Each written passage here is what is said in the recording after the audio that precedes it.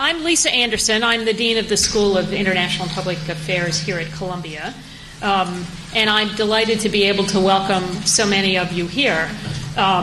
We expected a good turnout, but I have to say this is better than we expected. So I'm delighted and very pleased to be able to show off the New York community to our presidents. There is a stereotype, I think, about American-style higher education in the Middle East, and it is that it doesn't exist. And part of what we're about this afternoon is to suggest that that's not the case. But it's true, I think, to many people that this isn't the sort of place that most American students expect to tell their mothers they want to study, nor the kind of place that American professors typically tell their spouses that they want to teach. And yet there are, as you all know, or you wouldn't be here, a number of distinguished American universities in the Middle East. And the intellectual life that they represent, both for the region and for the American academic community, of which they are both parts and extensions, is vibrant and bracing. We're very fortunate to have with us the leaders of 4 of these institutions. In order of seniority in office, they are John Waterbury of the American University of Beirut, Winfred Thompson of the American University of Sharjah, David Arnold of the American University of Cairo, and Joseph Jabbra of the Lebanese American University. You have their bios. They were distributed earlier, so I'm not going to rehearse them. But between them, they have a dozen or so advanced degrees, including, I must say, John Waterbury's degree from this institution. And they have published in a wide variety of fields. I promised to launch the conversation this afternoon for about half an hour or so, and then to open the floor for questions from you, all in time for, I hope, in about an hour, an informal reception downstairs, and you will have an opportunity to talk to each of the presidents informally at that time. So I'll do my best to be disciplined, but there's quite a lot to talk about.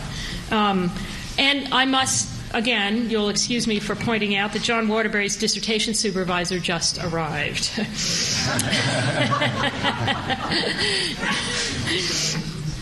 All right, let me start by asking each of the presidents who have been on an exhausting whirlwind trip all week, so I'm going to let them sit down while they talk, to tell us a little bit about life on their campuses these days.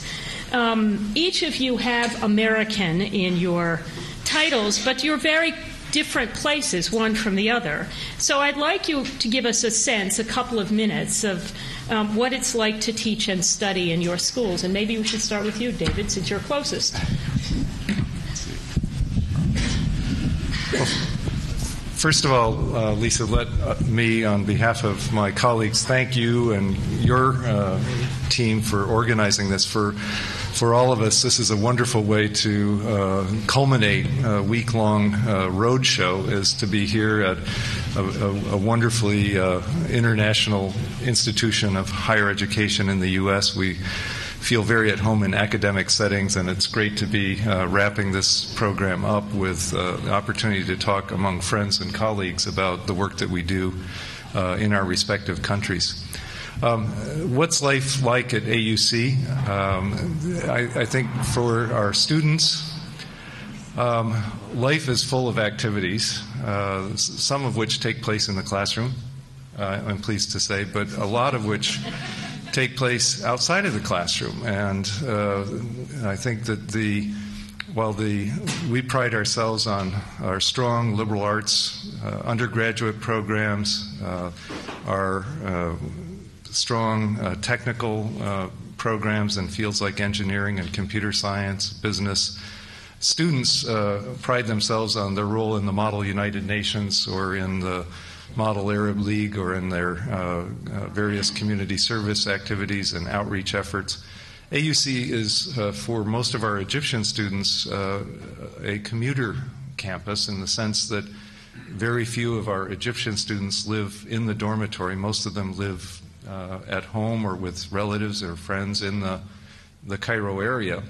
But unlike most U.S. commuter campuses where people come and go at various times of day to take a class here and there, students come not too early, but they come in the morning and they stay until very late at night because campus life extends well beyond the normal school day due to all of the activities that are underway and taking place at AUC. For our faculty, we have, I would say, about 40% of our faculty are U.S. citizens, about 50% are Egyptian, and about 10% are from 15 or 16 other nationalities. It's a very diverse international student body and a very diverse international faculty. The faculty find that the opportunity to be in an international environment and one where it is not just what happens in the classroom, but the interactions that take place around the campus are all part of the whole learning experience. I think most of them find it extremely rewarding. These are faculty who are there because they want to be there. They are dedicated teachers. They're also committed researchers and scholars in their respective fields. We have about 350 full-time faculty and about 220 part-time or adjunct faculty at the university. Right now, the main focus of discussion on our campus is about what life will be like in 2008 when we move to the new campus, because AUC, which has occupied a wonderfully historic old palace on Tahrir Square in the center of Cairo, is about to move next summer to a 260-acre complex of 17 different buildings that is being built in the desert in the center of a planned city about 30 kilometers from where we are now. And while there was a great deal of concern and consternation among the faculty about going out way out there, as the move is getting closer and things are developing, people are looking forward more and more to what those facilities will offer and the opportunities they will create for the university and for both student and academic community life in that new facility. So it's enough to get us started in terms of a quick sense of life at AUC. Thank you, David.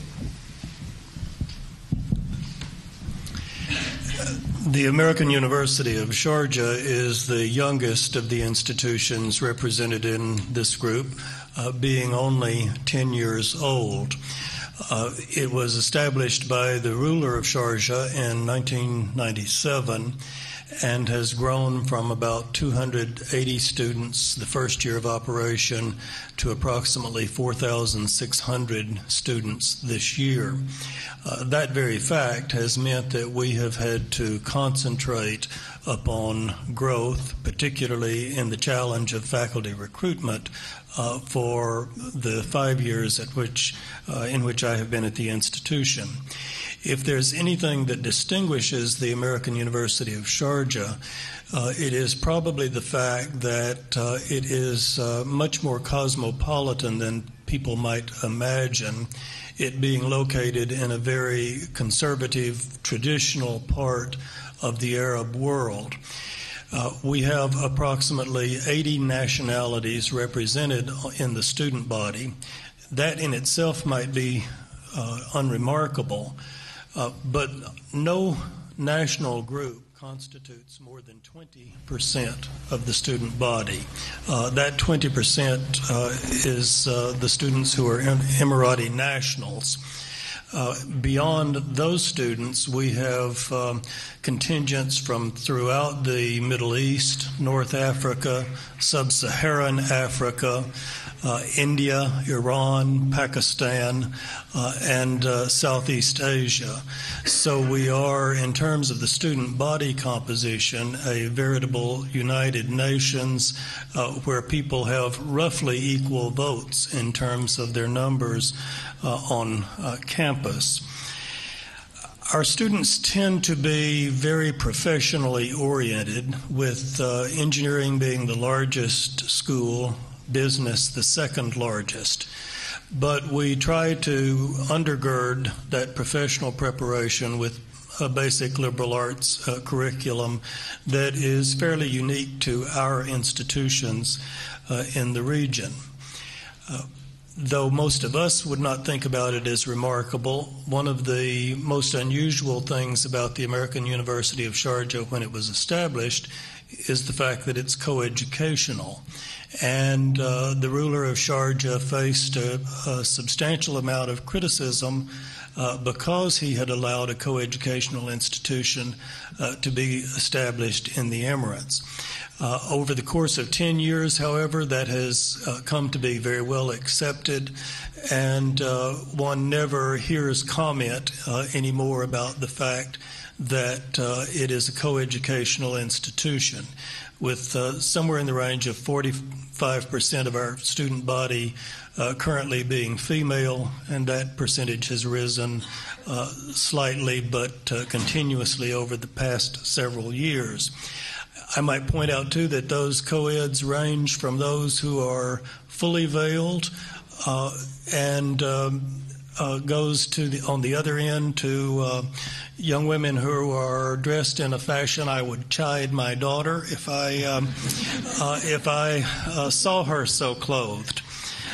But one of the remarkable things I think about Emiratis in particular and the Gulf countries in general is that though they are themselves very conservative and traditionalist in their approach, they are very comfortable with people who are not like they are. And so they live as a minority in their own country with a huge number of expatriates from all over the world. About half of our students reside in residence halls. As you can imagine, the residence halls are single-sex and located in different parts of the campus, unlike the common practice in the United States nowadays. And I suppose the main change in their lives that many students who come to AUS discover is that they have a vast array of choices available to them that in most cases they have not had earlier in their lives. When their educational system was much more structured, certainly the parental control was much more directive, and both in their curricula and in their campus lives generally, these students discover that they have to make the decisions about their future. And that is something that, of course, creates anxiety, but I think it's something that over time most all of the students come very much to appreciate. Our faculty members are approximately one-half U.S. and Canadian citizens, and others in the Arab region, of course, are very much represented amongst the faculty, but somewhere in the range of 90% were educated, at least in part, in the United States or Canada. And I think that would be a common trait for all of our institutions. We are fortunate to have a magnificent campus that was designed and donated to the institution by the ruler of Sharjah, and it's really quite an extraordinary complex that sprung up 10 years ago in the middle of the desert, but is now located in the suburbs of the city of Sharjah, given the very rapid, indeed incredible growth that is taking place in the United Arab Emirates these days. Thank you. Joe. Good afternoon, and thank you all for coming to this gathering. Thank you, Lisa, for organizing this event. Let me begin by saying that Lebanese American University is an institution where the action is. It is well steeped in the history of Lebanon and in the history of the region. It was established as a school in 1835 by Presbyterian missionaries who went there to establish a school for the education of women in the Ottoman Empire. And it grew ever since into a full-fledged university. We have two campuses, one in Beirut, the mother campus, and one in Byblos in Jbeil, about 32 kilometers north of Beirut. The composition of our student body is fascinating. In Beirut, we have about 80% of our student body who are Muslims, Sunni, Shia, and of course Druze, and 20% Christian, Orthodox, Maronites, Melkites, you name it. In Byblos, it's the other way around. We have about 80% of our students who are Christians and 20% of our students who are Muslims. Our student body is, in terms of head counts, 6,630 students.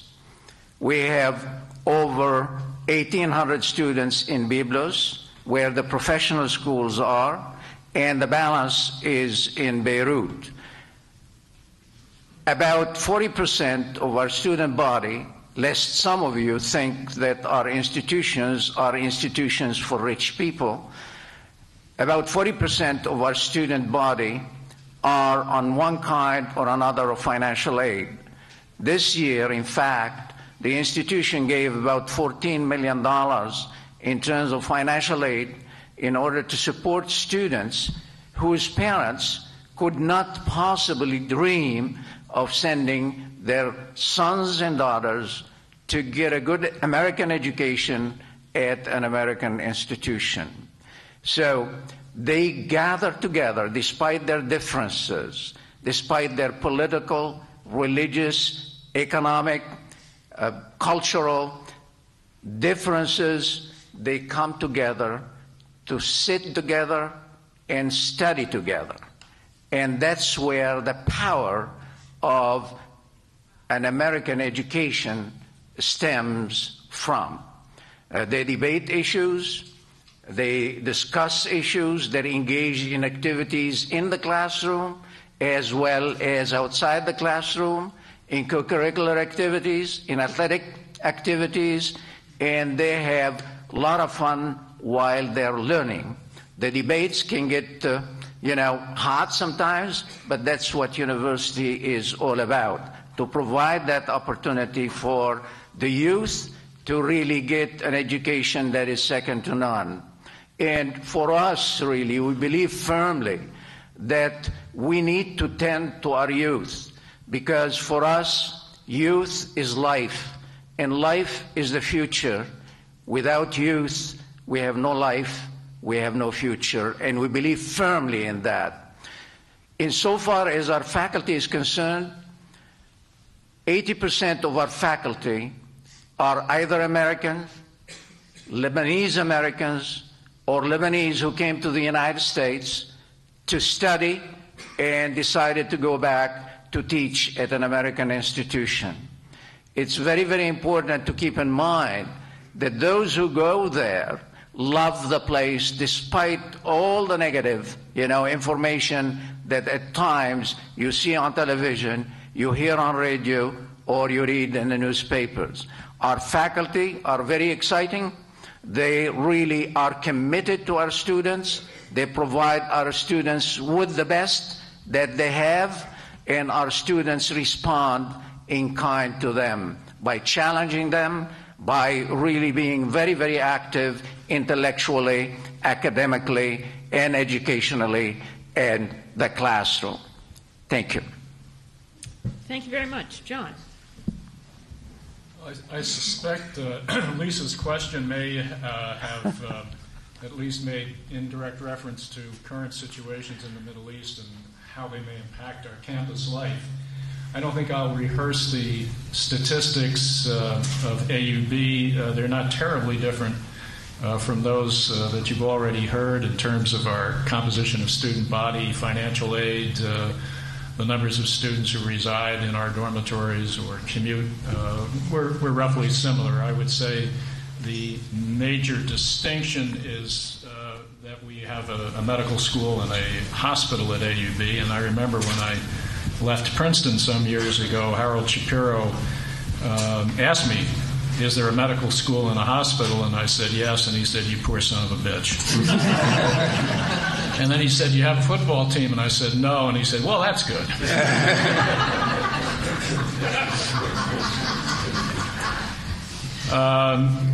So what I want to talk about a little bit is sort of the politics of AUB or being at AUB. And I'd make both a historical remark and some that bear right on the present situation. Whenever I feel sorry for myself, I just reflect over the history of the institution, which goes back to 1866. It was founded in the wake of a civil war in Lebanon. It lived through the breakup of the Ottoman Empire. It lived through the First World War. It lived, indeed, through the creation of Lebanon as a protectorate after the First World War. It lived through famines, not just one, but several. Second World War, the fight for full independence in Lebanon, a couple more civil wars, and I realize I've got it pretty good. Last summer was rough. It was definitely rough, and we don't know if we're out of the woods yet. So I'll just tell you a few stories, and I know Joe tells the same stories for LAU. We both had many American families, faculty families, quite often with children who were at the universities when the hostilities started on July 12th and stayed throughout.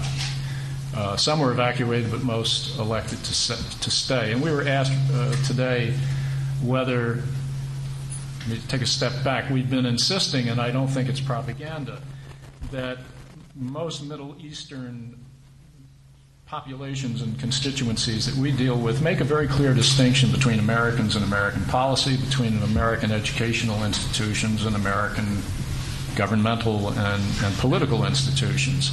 And we were asked, did that break down, or is that breaking down? Is the level of anger with the United States as a result of the Iraq War, the war in Lebanon last summer, the continued violence between Palestine and Israel, has that led to an erosion of that distinction?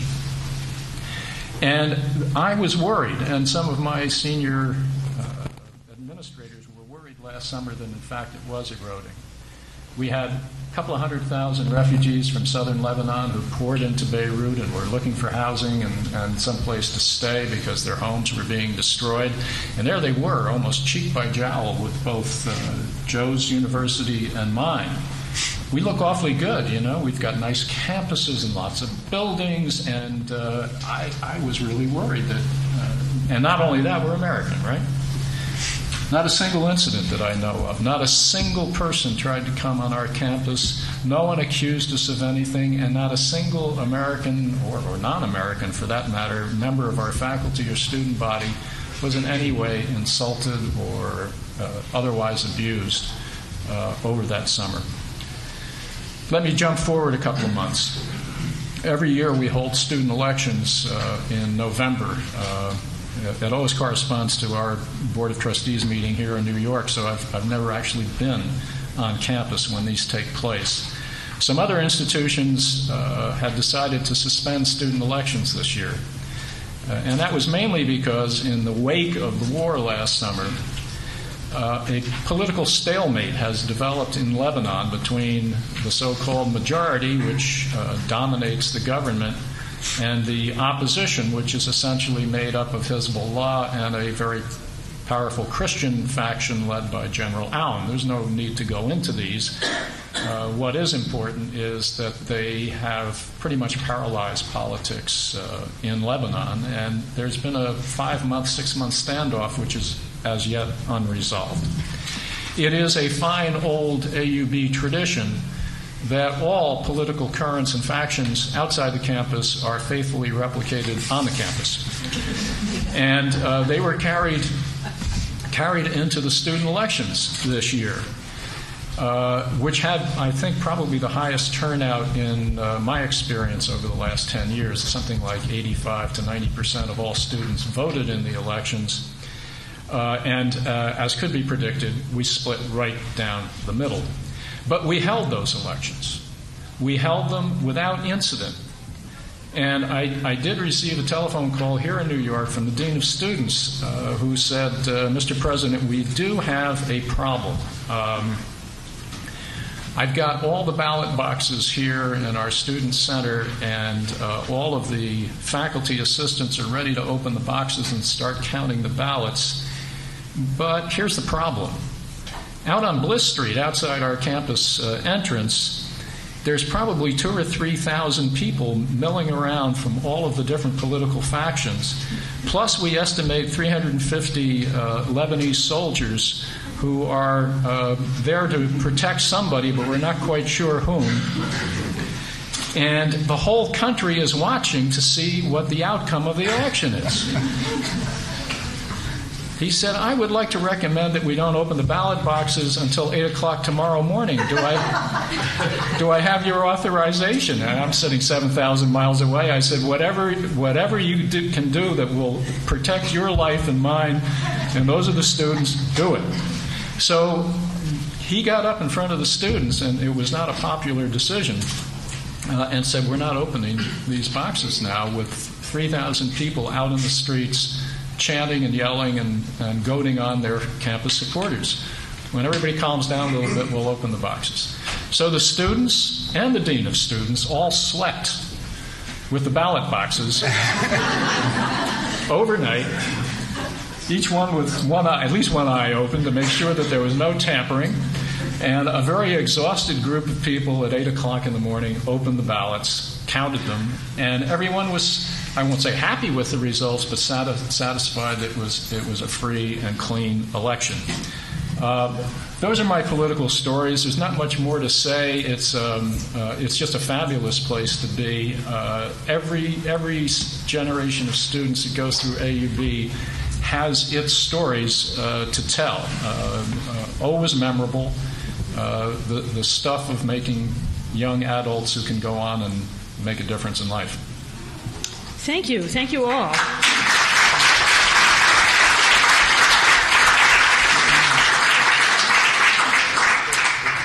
I'd like to ask you all another question. Perhaps, John, you can start and we'll go the other direction. But in part, I start with you because I think you provoke this question, which is really, how do you interact with your environment? How do you, both your local environment, the kinds of stories you told, but sort of think about regionally, both the political, how does the political agenda of the region, of the country, so forth, shape, but also how do you interact with other institutions of higher education in the region that don't have American in their title? I mean, do you think you have an influence beyond your own institutions? This could be either a very long answer or, I hope, a fairly brief one, so I'll try to be brief. I have always said, and I think I'm not just making things up, that 90% of what I do as president of AUB would be familiar to any president of an American institution. It's basically the same issues. You've got resource issues and budgetary issues and personnel. It's getting the right people in the right place. And that's what I spend most of my time doing. The other 10% has a peculiarly Lebanese flavor to it, and sometimes a Syrian flavor to it. But it's only 10%, and I really have to insist here. It's always been very respectful, and it's the kind of interventions that one gets here, but maybe not phrased in the same way. I'm always surprised at how that very prominent political figures in Lebanon and in Syria occasionally, in my experience, will take on the cause of someone that you really would think is of no significance to them whatsoever. Like an orderly in the hospital who has been dismissed for being chronically late or whatever. I get a call from somebody who's a minister saying, hey, I understand this guy has had some discipline problems, and I hope you can help me protect his job. I get that kind of thing fairly frequently. I have never, from any quarter, had an effort to twist the university's arm in some way, to try to change university policy in some way. It's always been the individual case, which I find normal, and I think, as may often be the case here, just by listening to somebody and saying, "I'll look into it," is really all they want, to be taken seriously, and you get back to them often with bad news. Dealings with other institutions. They come in two kinds for me, and I think all of us have been dealing with this question earlier today. We have the big public educational institutions in various countries in the Middle East. Certainly the biggest and the most forbidding in some ways are in Egypt. But Lebanon has its own national university with some 70,000 students in a highly politicized environment with very low resources. We look close to hand at the University of Damascus, University of Aleppo. These are the big public universities, and I must say we are all somewhat apprehensive of them, and we do not have extensive dealings with them, except perhaps through individual faculty members. There's a very good archaeology department at the University of Damascus. We at AUB have a very good archaeology department. We do some shared archaeological research.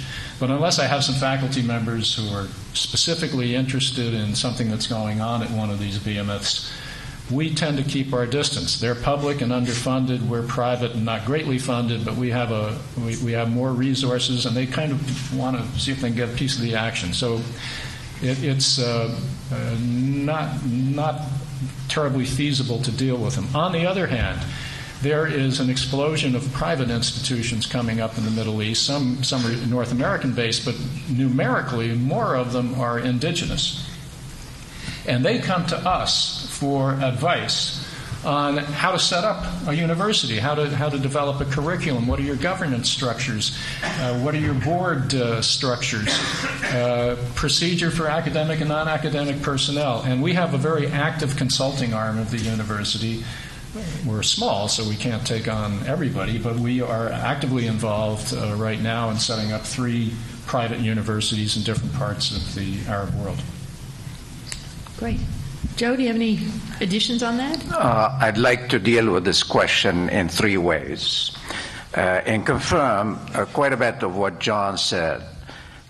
When I went to LAU, the university had really emerged from the Civil War as a success story, unscathed practically, but it was at a crossroads, and the faculty wanted to know, where should we go from here?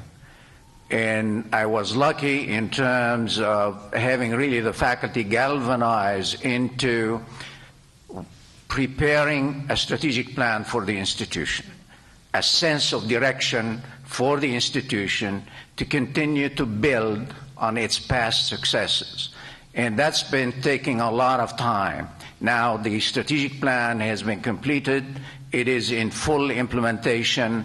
We are going through accreditation with the New England Association of Schools and Colleges, the Commission on Higher Education.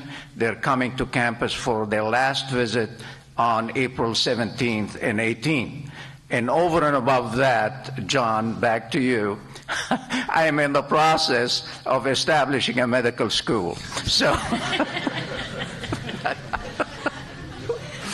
So my time really has been spent with the faculty, with the staff, trying to set the tone for the next 5 to 10 years.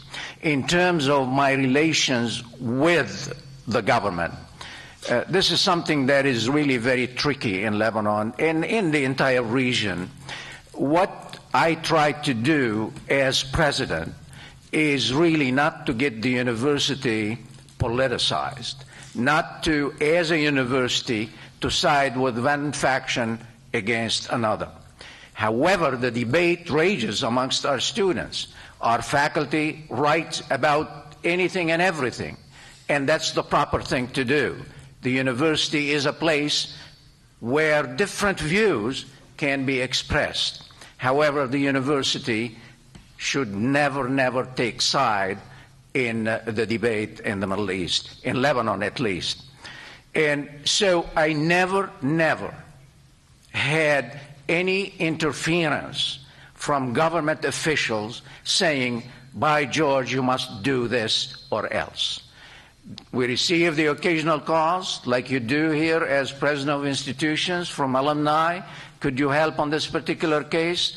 And the answer is, well, we have a process in place. If we can help without trespassing or contravening university policies, we'd be more than happy to do it. In terms of our relations with really the other schools, I think we try to do as much as we can. Our faculty tries to do as much as they can. I have one concern, and I wish all of us could do more about it. In the public schools in Lebanon, as well as across the Middle East, there is a problem with quality assurance. This is a very important issue. You know, the quality of academic programs that are being offered in public school, public universities, leaves a lot to be desired. And I wish we had more time in order to help those institutions in terms of really organizing, streamlining, bringing their standards up to snuff. Because these universities happen to have enrolled in them the overwhelming majority of students in the Middle East. Thank you. Thanks very much. Win? The contrast between politics in Lebanon and in the United Arab Emirates could hardly be more stark.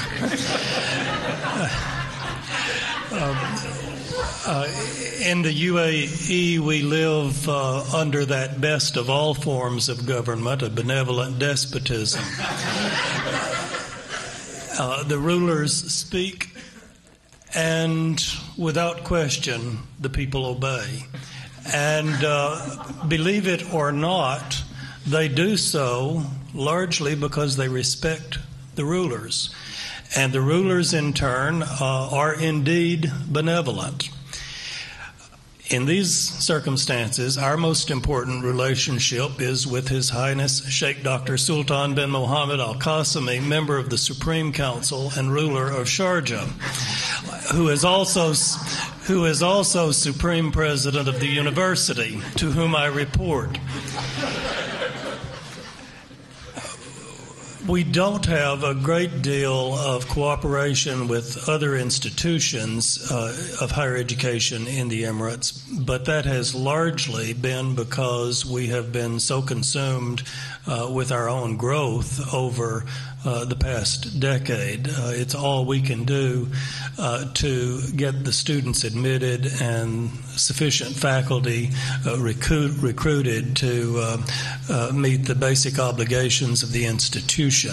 And certainly once we reach a more mature stage of development, I would like to see us mentor other institutions if we can, and also provide more public service in the Emirates as well. We're somewhere between Lebanon and the Emirates. We're experimenting with different forms of despotism. I'm not going to try and characterize it one way or the other. But I think what's been fascinating for me is just to observe the very unique and special place that AUC occupies in Egyptian life and Egyptian politics, and in the space between the U.S. interests and the region and the national institutions.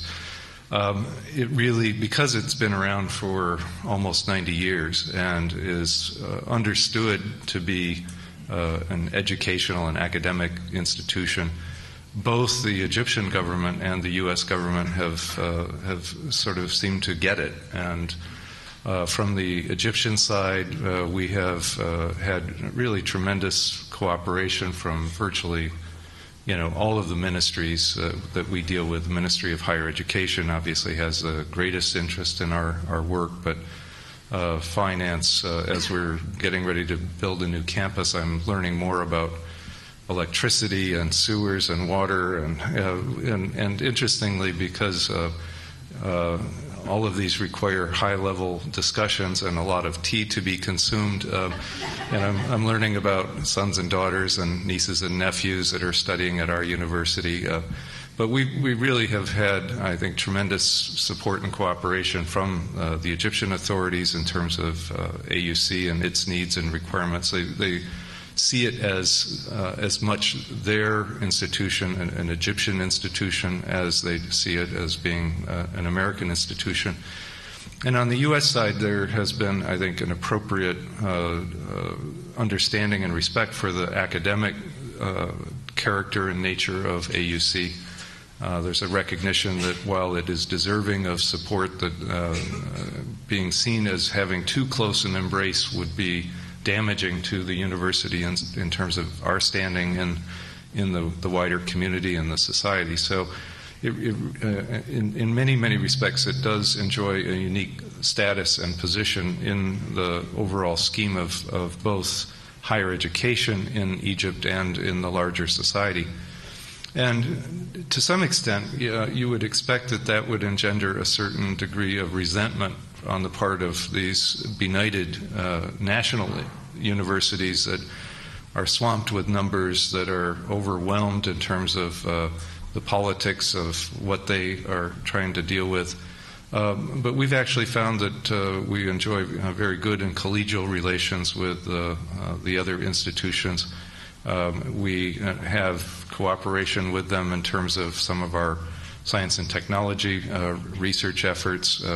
We extend library privileges to graduate students from all Egyptian universities. The AUC library is in some ways a national common property resource for the intellectual community.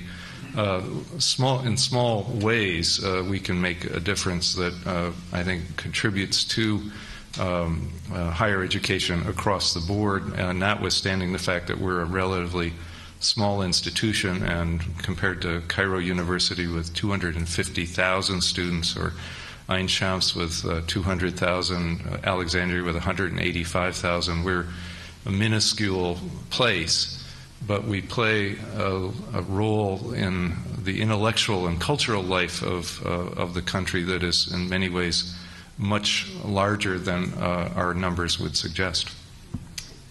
Thanks. I have one more question, and I think I'm actually going to pose it first to Win, because this is something that's going on particularly in the Gulf. But those of you who have questions, well, I'll collect a few so that we can pose them, and then I think we will retire downstairs. But my final question is this. If you were to be asked for advice by American university presidents that are thinking about globalization and thinking about a presence in other parts of the world, particularly, obviously, in the Middle East, what kinds of things should they be thinking about? Now, you can say you don't give advice to American university presidents, and that's fine. But, as we know, there are now dozens of university presidents scouring all over the world trying to figure out what they do about globalization.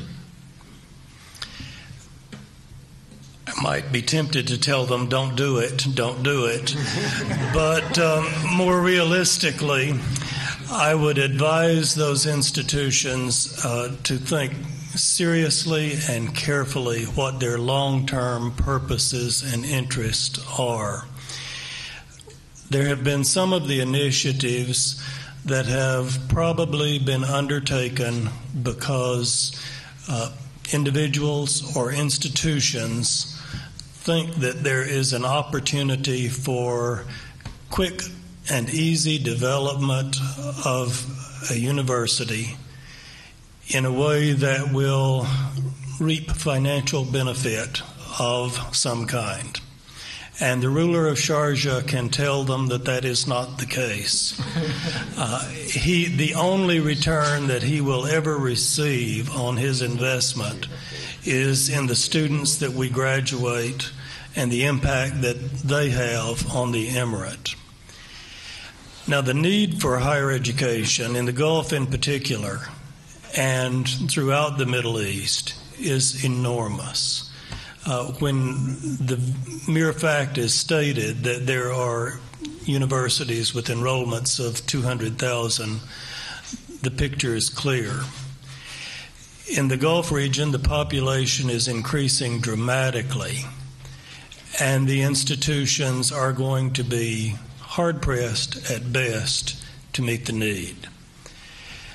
If institutions are willing to make a long-term commitment, if they're willing to impose and insist upon high standards, then I think over time there will be a place for some of those American institutions in the Gulf region in particular. But it's not going to be an easy enterprise. It's not going to be a certain success.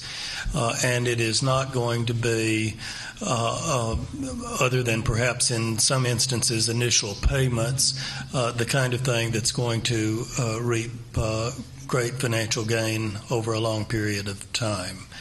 The institutions that come will face the same challenges that we face in recruiting faculty members and staff. And though there are great needs for education, the sad fact is that most of the students are not as well prepared as these institutions would expect at the home institution.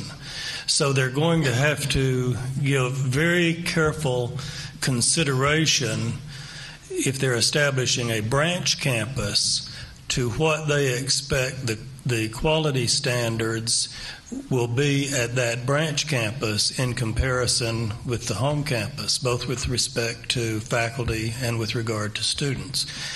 I think we could say at the American University of Sharjah that our very best students will compete well with some of the best students at fine institutions in the United States. I'm not sure that we could say that about all of our students, because we do have to deal with students who come from many educational backgrounds, who have limited English skills in some cases, and who simply don't have the kind of critical thinking skills that we would take for granted, or at least that I would like to think we take for granted in the United States. Any additional thoughts from Lebanon? Either one of you? The only thing I can say is that, competition is in the best tradition of American higher education. So if they're prepared to go there and invest and be careful about the standards, there is need for it, but at the same time, we welcome that competition. I think competition is good, as long as we're cautious about what we're trying to do. And that may help the issue that I raised a bit earlier about helping really those massive public institutions, setting an example for them, trying to help them in terms of bringing their standards up to snuff. I would only add, I certainly agree with everything Win has said, and we've gone over this a lot together because we are obviously watching these institutions and trying to figure out what they mean for us. I don't think any of us are particularly frightened of them because the demand for higher education is just huge. But what I would add is that we all agree, that is the four of us, that higher education and what I guess we would call advanced research is an enormous opportunity for the United States and for the United States government. And if Washington, under whatever administration, is intent on trying to rebuild its image in the Middle East, this is kind of a no-brainer. There is such demand out there, and by the Arabs' account themselves, they are so underachieving in this area that the United States has a tremendous opportunity. And the beauty of it is it's not a resource issue. The resources are there in the region. It is a know-how issue. And if the government can be a catalyst in some way to bringing this tremendous know-how of higher education from the United States to the region, I think it will serve our long-term policy interests. Terrific. Great. Thank you. David says he doesn't have anything to add to that, so the floor is very briefly open. Ma'am. with the red. Yes. Yes. Michaela Walsh. I'd like to ask you a question when you talk about the role of the students that you presently have going forward into the future. Say from 1960 to the present, the role that young women in those schools have played, not only within the universities but beyond, and how is their lives going to be affected by your education within the family and playing a role in the new Middle Eastern environment? Okay, can I take a few questions and then you can answer them together? Okay, good. Sir. I have not given much thought to this issue, but could you stand? Some of the people in the back probably can't hear. Thank you. I have not given much thought to this issue, but somebody raised with me the other day that we have all these Iraqi academics who are displaced, many of them in Syria, many of them in Jordan, many of them with at least fine technical educations, and some of them presumably with good English language skills, not all of them certainly. They're not in a position, obviously, right now, in most cases, to return to their home country. Are your institutions in a position to hire any of them as adjuncts on a short-term basis, hoping that the situation in Iraq would eventually allow a return to something resembling normal academically? Thank you. Way in the back. Hi, this is David Arnold. I'm a graduate of the I wanted to ask you all to tell us briefly why you're here. Is it a special event that you're marking, or something you're marketing, or what? Why are you here? Okay. Two more, right here in the back, and then you. I'd just like to bring the question back on the involvement of American universities in the Middle East. Do you see another model other than having a branch? In other words, possibly of having centers of, cooperation, being research centers, or other kinds of ways that there can be more the reciprocal type of involvement. Thanks. Yes. Many American universities abroad in Africa and Central Asia and other places teach American-style journalism. And I'm curious, I know several of your universities do have journalism majors, and how do you teach journalism to students from countries where there is no tradition of free press? And how do you train students for jobs that don't exist in their home countries, and indeed if they practice these traditions might risk their lives? Okay, guys. Those are pretty meaty. David, why don't you start? My goodness. Let me start with the journalism question first, because we're very proud of our journalism graduates, one of whom just stood up in the back.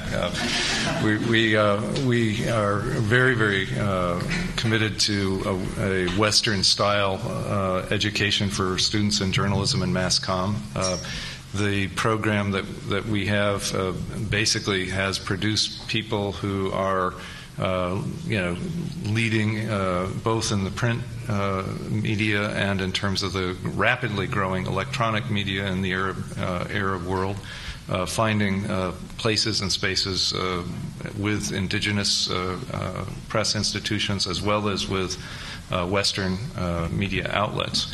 So I think from our experience, there is not just a need in the region, which is self-evident, but there's actually demand for people who are professionally trained and who have an understanding of quality and ethics and in terms of the profession of journalism and the professional practice of journalism. I want to pick up on the gender question, because I think all of our institutions are very proud of the fact that somewhere between 40 and 55% of our current students are women. We have some stunningly good female graduates and alumni. In our case, we're very proud of people like Queen Rania and the role that she's played in terms of pushing forward with a progressive agenda for development and social causes in Jordan and in the Arab world. Suzanne Mubarak, who came back to AUC to complete an undergraduate degree and her master's degree after she had 2 children and happened to be the wife of the vice president of the country at the time. these are really extraordinary role models in some ways for the current generation of young women who are coming up with expectations that are not at all dissimilar to those of their Western counterparts. Are juggling, have career goals and aspirations, are in high demand as they come out of AUC. 70% of our summa cum laude graduates are women.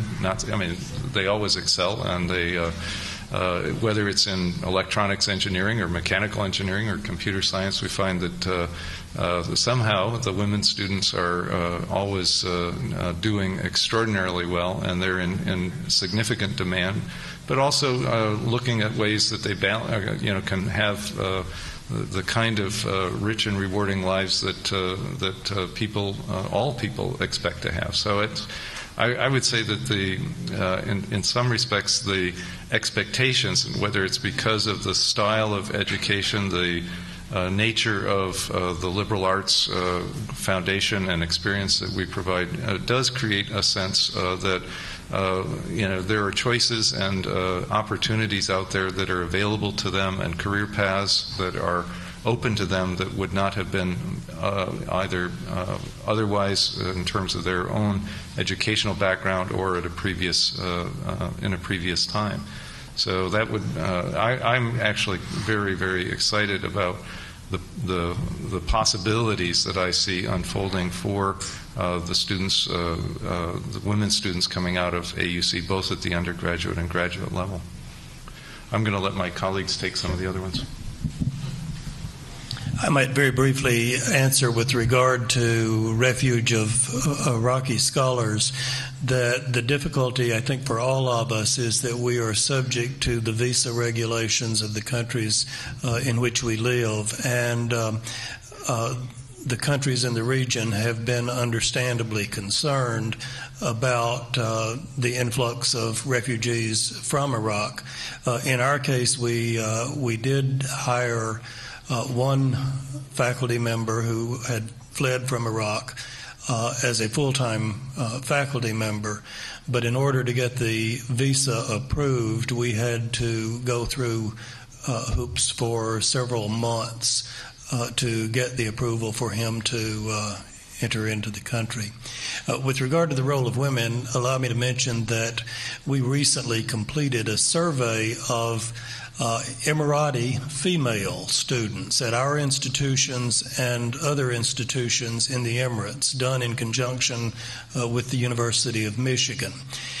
And the results of that survey show that young Emirati women are quite optimistic about their future. In general, they believe they can balance career and family, and most of them expect to place greater emphasis on career than their families and their parents did. Let me just talk a bit about the issue of Iraqi refugees. We had the opportunity of really receiving and training some faculty members, some people who are working in computing science, and some journalists who came from Iraq for that particular purpose, and they were most welcome. I don't recall having had any application by someone from Iraq, a faculty member, to teach at LAU. Should we get that application, we'll certainly put it through the normal process, and we will do everything we can in order to provide some help for them. With respect to journalism, let me just mention to you that in Lebanon, people have paid in their blood for the freedom of press, and enough is said on that one. With respect to the education of women, education in general, really, in that entire region, as you well know, our institutions are working as agents of change, and the pressure is going to mount, especially with respect to women who are graduating with high degrees, who are very well educated. And we can begin to see the signs of that by the positions they're occupying in the private sector Now they're running for positions in municipal councils. They're running for positions in parliament, in Kuwait, in Saudi Arabia, in Bahrain. So we are beginning to see the signs of really that change. Now, as we all know, change is always disruptive, and pressure is going to be exerted in one way or the other. But I'm confident that in the long run, being agents of change as institutions and through our graduates, the future will be bright for that region. John, the last word. Yeah, maybe I should try to focus a little bit on collaboration. I think the question was whether branch campuses is the only way to go for U.S. institutions, and the answer is clearly no. From my point of view, there's no preferred way to go, but my own instincts are usually to think somewhat smaller than branch campuses, which are huge undertakings and have all the quality control issues that Thompson was mentioning earlier on. I could give you a few for instances, one of which AUB is particularly happy and proud. We have about a 7-year collaboration with St. Jude's Children's Hospital of Memphis. As some of you know, St. Jude's specializes in treating pediatric oncology cases. It's kind of a don't ask, don't tell. They don't charge anybody anything. And it's an honor system. If you have the wherewithal to pay for treatment of your child, you volunteer the money. Well, they'll never ask you. So you could be a Saudi prince or someone dirt poor. They won't bill you. Danny Thomas founded St. Jude's. He called it St. Jude's because he was down on his luck, I believe, in Chicago, and went into a church and prayed to St. Jude's that if you bail me out, I'll do something for you because you're the saint of people who are down on their luck. And he landed a great gig somewhere and went on to fame and fortune and founded St. Jude's Hospital in Memphis. They came to the conclusion, which was pretty obvious, being world famous, they were getting cases from all over the world. And they were getting kids who were coming from India, from Latin America, and from the Middle East for treatment at Memphis, which was a very costly proposition. So they have essentially, I hate to use the term, franchised us. We have an excellent oncology division in our hospital. We've got lots of experience in all forms of cancer treatment. And we have gotten all of the St. Jude's protocols for treatment of pediatric oncology cases. And we are operating under their protocols and under their loose supervision from Memphis, treating 250 cases a year, so that at any point in time we probably have about 400 children under treatment at our Children's Cancer Center in Lebanon. It's called the CCCL. I mean, this is a wonderful collaboration. St. Jude's is a quasi-academic, but this could have been Mass General, and I know Johns Hopkins is very interested in this. They figure it costs so much to bring medical students from outside the United States for training in the United States that if they can find a reputable medical institution abroad that will operate with them and maintain the same standards that Johns Hopkins does, they can do sort of joint training degrees abroad. We haven't quite gotten there yet, but they would like to move in that direction. So I see just, unlimited possibilities of this kind for collaboration between U.S. and Middle Eastern institutions. Okay, thank you all very much. What I want to do now is to give you an opportunity to thank our panelists, but do not get up. Because this is the way we do it when people have Secret Service, and so I want to get them downstairs before anyone starts to talk to them, because otherwise they will never get downstairs. Then you should join us downstairs, and you can talk to any of those who you would like to.